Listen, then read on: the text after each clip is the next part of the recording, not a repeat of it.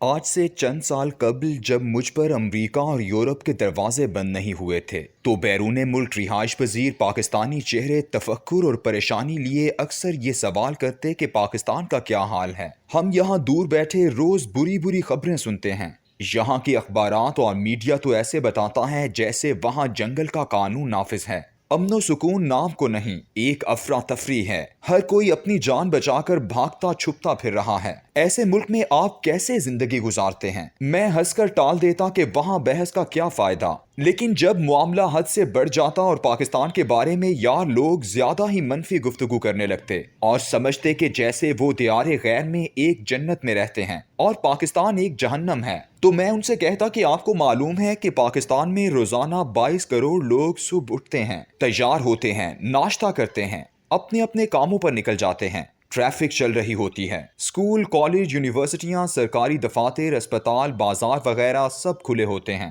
لوگ نوکریاں کرتے ہیں، خریداریاں کرتے ہیں، کھاتے پیتے ہیں، کسان کھیتوں میں کام کرتے ہیں، تورخم سے لے کر گوادر تک اور کراچی سے لے کر خنجراب تک بسیں چل رہی ہوتی ہیں، ٹرک سامان لے کر ادھر ادھر جا رہے ہوتے ہیں، اور سب سے حیران کن بات یہ کہ رات ہوتے ہی یہ 22 کروڑ اپنے گھروں کو واپس صحیح سلامت بھی لوٹتے ہیں، رات کی نیند پوری کرتے ہیں اور صبح 22 کروڑ لوگ پھر زندہ باخیریت اٹھ بھی جاتے ہیں۔ ہے نا یہ حیرانی کی بات؟ ہم جیسے تیسے اور جس حال میں بھی ہیں ایک مکمل معاشرے کی طرح کامیاب زندگی گزار رہے ہیں۔ جتنے لوگ کسی دوسرے ملک میں بیماری یا حادثے میں مرتے ہیں، ہمارے ہاں بھی ان کی تعداد کوئی زیادہ مختلف نہیں ہے۔ حکومتی اہلکاروں سے جو شکایات ہوتی ہیں، ٹریفک کے جو مسائل ہوتے ہیں، کاروباری کساد بازاری، ملاوٹ یا دیگر معاشرتی معاملات، سب بھی بہت حد تک کامیاب کہلانے والے ممالک جیسے ہی ہیں۔ فرق صرف یہ ہے کہ ان ملکوں کو بلا وجہ ناکام کہنے والے، بدنام کرنے والے اور ان کے خلاف منظم پروپیگنڈا کرنے والے دنیا میں بہت کم ہیں، اور میرے ملک کا المیہ تو دگنا ہے کہ اس کے خلاف ایک تو منفی اور جھوٹا پروپیگنڈا کرنے والے بہت ہیں،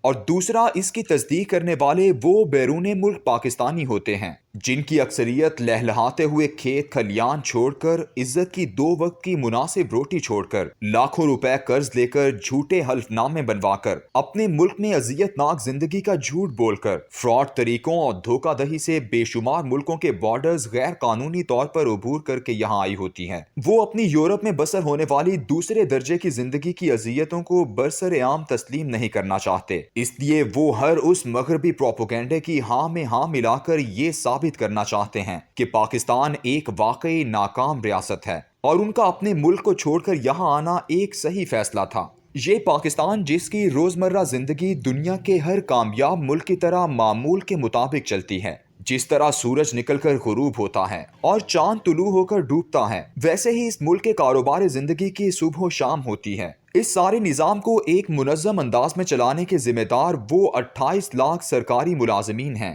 جو صبح طلوع آفتاب کے وقت اپنی ذمہ داریاں خود بخود سنبھال لیتے ہیں اور اگلے دن طلوع آفتاب تک ان کو سنبھالتے رہتے ہیں۔ یہی لوگ ہیں جن کی وجہ سے پورے ملک میں ٹرینیں لاکھوں مسافروں کو ادھر سے ادھر لے کر جاتی ہیں، جہاز اڑتے ہیں، ایئرپورٹوں پر سیکیورٹی، کسٹمز اور امیگریشن کے فرائض ادا ہوتے ہیں، اسپتالوں میں ڈاکٹر، نرس، کمپاؤنڈر موجود ہوتے ہیں، اسکول کھلتے ہیں، استاد آتے ہیں، بچے صبح اسمبلی میں اکٹھے ہوتے ہیں، تعلیم دی جاتی ہے، سڑکوں پر کڑکڑاتی دھوپ اور بدن چیرنے والی سردی میں سارجنٹ ٹریفک کنٹرول کرتے ہیں، عام لوگ روزانہ زمینیں خریدتے اور پٹوار خانوں میں انتقال کرواتے ہیں، یہ سرکاری ملازمین روزانہ اربوں روپے ٹیکس اکٹھا کرتے ہیں جن سے سڑکیں بنتی اور مرمت ہوتی ہیں، راتوں کو اسٹریٹ لائٹس جلتی ہیں، نلوں میں پانی آتا ہے، سڑکیں صاف ہوتی ہیں، کوڑا اٹھایا جاتا ہے، ڈاک خانے میں خط جاتے ہیں، بجلی کی مسلسل سپلائی بحال رہتی ہے، گیس کے کنویں سے لے کر ڈسٹریبیوشن نیٹ ورک تک لوگوں کو گیس فراہم ہوتی ہے۔ غرض ایک چھوٹے سے محلے سے لے کر اقتدار کی راہداریوں تک آپ کو ہر جگہ ایک عام سرکاری اہلکار ملے گا،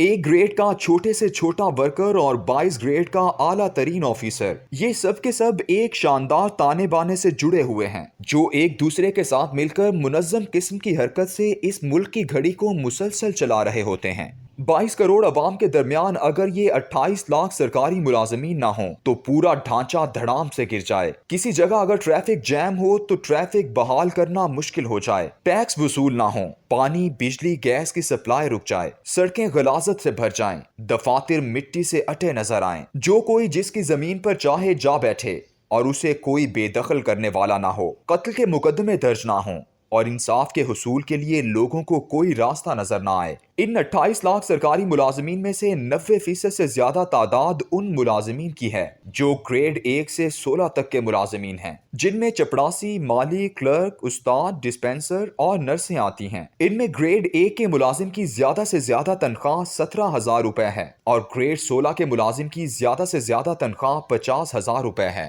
گریڈ 17 کا وہ ملازم جو اعلیٰ تعلیم کے بعد ملازمت حاصل کرتا ہے، وہ اگر سیکریٹریٹ میں ہے تو اس کی تنخواہ 69,636 روپے ہے، جس میں اصل تنخواہ 30,370 روپے، مکان کا کرایہ 4,432 روپے، آمد و رفت کے لیے 5,000 روپے، علاج معالجے کے لیے 2,396 روپے اور باقی عارضی ریلیف ہیں جو کسی بھی وقت واپس لی جا سکتی ہے۔ یہ 69,638 روپے بھی سیکریٹریٹ کے ملازمین کے لیے ہیں، جبکہ باقی عام 17 گریڈ کے ملازمین کی تنخواہ میں سے 15,185 روپے سیکریٹریٹ الاؤنس کم ہو جائے، یعنی ایک اعلیٰ آفیسر، ڈاکٹر، انجینئر کی ابتدائی تنخواہ 54,453 روپے ہوگی۔ ان تنخواہوں کا پاکستان کے کسی بھی کارپوریٹ سیکٹر کے ملازمین سے موازنہ کر لیں، آپ کو ایسے لگے گا کہ وہ ملازم یورپ کے ممالک کے رہنے والے ہیں اور سرکاری ملازم کسی قحط زدہ افریقی ملک کے شہری ہیں۔ میں نے 30 سال سول سروس میں اعلیٰ ترین گروپ کی نوکری کی ہے، لیکن ان 30 سالوں میں اپنا گھر اور گاڑی نہیں بنا سکا تھا۔ اولاد کو اعلیٰ تعلیمی اداروں میں تعلیم دلوانا تو ایک خواب تھا،